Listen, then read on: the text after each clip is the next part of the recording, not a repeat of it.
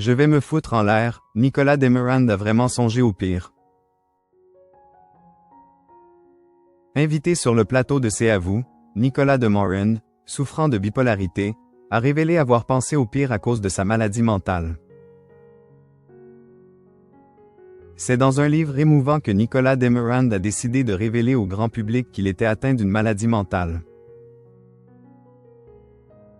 Dans Intérieure Nuit, publié aux éditions Les Arènes, le journaliste de France Inter dévoile ainsi qu'il est atteint de bipolarité depuis de très longues années. Un diagnostic qui a mis du temps à être effectué et qui aurait pu avoir des conséquences dramatiques. Invité sur le plateau de C'est à vous ce jeudi 1er mai 2025, l'animateur radio fait des confidences terrifiantes. Une errance médicale qui a pu mettre votre vie en danger, Nicolas?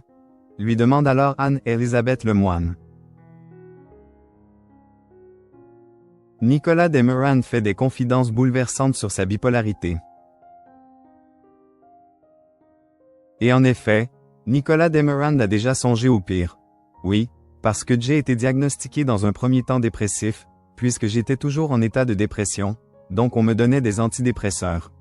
Or, la bipolarité est un yo-yo, décrit-il. Face à ces changements d'état d'esprit, l'acolyte de Léa Salamé a voulu arrêter sa souffrance. Je me suis dit, je prends les médicaments, ça ne marche pas. Je vais voir les PSYS, ça ne marche pas. Je fais tout ce qu'il faut. Je fais tout ce qu'il faut pour me soigner. Et je crève de douleur. Bon, je vais me foutre en l'air. Voilà, ça, je n'ai pas essayé. Et je vais me foutre en l'air, non pas parce que j'ai envie de mourir, mais parce que je ne veux plus souffrir, confie-t-il. Les médicaments me font souffrir. Et pour cause, tous les traitements qu'il a essayés n'ont pas réussi à apaiser ses douleurs. Les médicaments me font souffrir. Et aucun médicament n'est capable de juguler ma souffrance.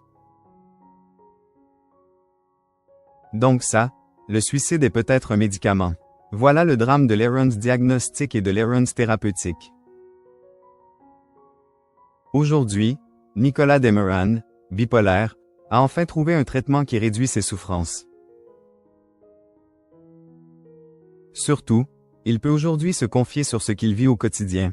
Au moins, je n'ai plus à mentir. Avant, j'avais des trésors de mensonges. Ah, je n'ai pas dormi. Je me suis mal réveillé.